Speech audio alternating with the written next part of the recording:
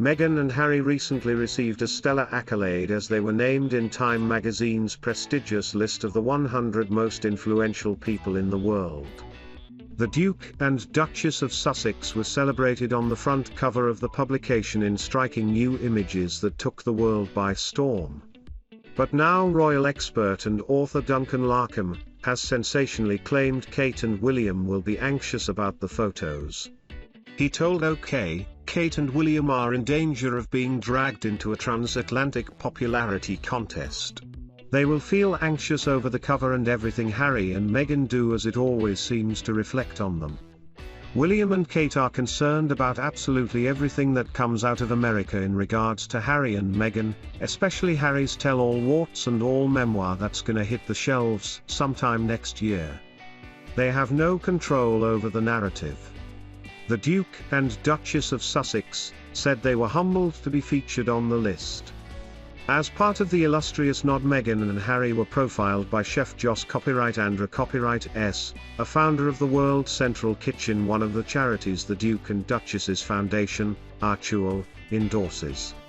He said, "Springing into action is not the easy choice for a young Duke and Duchess who have been blessed through birth and talent, and burned by fame. It would be much safer to enjoy their good fortune and stay silent. That's not what Harry and Meghan do, or who they are.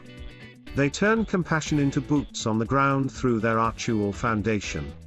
They give voice to the voiceless through media production.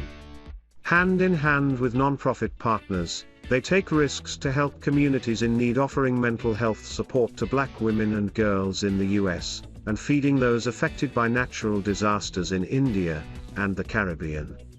Follow below for live updates. Queen Elizabeth II is said to be not keen on Prince Charles's plans to turn Buckingham Palace into a public museum. Do you agree with her, or do you think it's a great idea? Vote in our exclusive poll. James Bickerton takes over live reporting from Chloe Davies. 2:27 p.m. update. Princess Anne's snide remark during Chelsea Flower Show visit. Loads of old rubbish here. The Princess Royal is to represent the royal family at this year's RHS Chelsea Flower Show, while the Queen is set to be a notable absentee. Mr. Bailey, who is also a writer, told Garden TMS Illustrated, "One of the funnier stories was when Princess Anne came to the edge of my garden one year. She leant over to me and whispered, 'There TMS a load of old rubbish here, but this is lovely.'" 1:54 p.m. update. Royal family widely concerned as Harry's $20 million memoir must deliver for Prince. The royal family and royal staffer are said to be concerned about the details Prince Harry will provide about his experience in the firm to justify an alleged $20 million advance on his memoir. Royal commentator Nick Bullen claimed the firm and most staffers are now concerned about the potential revelations the Duke of Sussex may make in his upcoming memoir after receiving a reported $20 million advance for the book. Speaking to Royally US, Mr. Bullen said, "History has proven so far that private conversations have been leaked. Information that should have stayed within the family has, somehow, found its way into the media. The thing that must be concerning not just the royal family but all of those working in the royal household is what is going to be in this book." 1:41 p.m. update. Harry and William's intriguing dissimilarity as children explained, he was crying. Prince William and Prince Harry's differences as brothers first manifested themselves from a very early age, unearthed accounts claim. It was on their first skiing trip back in April 1991 that the real intriguing dissimilarities between the brothers first emerged. Princess Diana took her sons to the Austrian skiing resort of Lech, where journalist Paul Harris was also sent to report. He spoke to royal expert Angela Levin about the trip in her book Harry, Conversations with the Prince trademark. He told Ms. Levin, "Soon after I got to the nursery slopes, William, then 8, and Harry, 6, arrived with their police protection officers and instructor. I think it was only their second day of tuition, but it soon became obvious they had learned quickly, despite the fact that much of the snow was turning to slush at that time. What was instantly apparent was the difference between the pair in the way they approached this new sport. 1:03 p.m. update. Kate fans looking out for baby bump as Duchess outing fails to quell pregnancy rumours. Royal fans remain unconvinced that Kate, the Duchess of Cambridge, is pregnant despite the royal showing no sign of baby number 4 being on the way in her latest outing.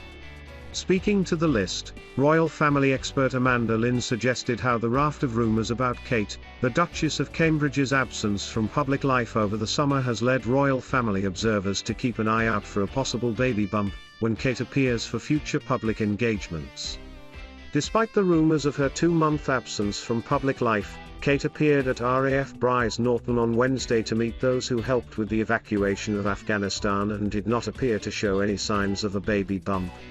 12:22 p.m. update. Queen warned monarchy faces real danger if royal family abandons crucial tradition. The Queen should ensure the royal family keeps to strict tradition in handling their public relations to avoid losing public support, a royal expert has said. Despite the changes the royal family underwent in the last year or so, Her Majesty has been urged to stick close to tradition when it comes to the firm's relationship with the public or face real danger to the future of the monarchy. Commentator Nick Bullen, the founder of True Royalty TV, warned a switch to a more celebrity-like way of addressing scandalous claims could mark the end of the royal family. 11:22 a.m. update. Queen was always wary of Prince Charles's closest mentor. Her mother distrusted him. Queen Elizabeth was always wary of one of Prince Charles's closest confidants, an author has claimed. The Queen was always wary of Lord Louis Mountbatten, Andrew Loney, author of The Mountbattens, has claimed.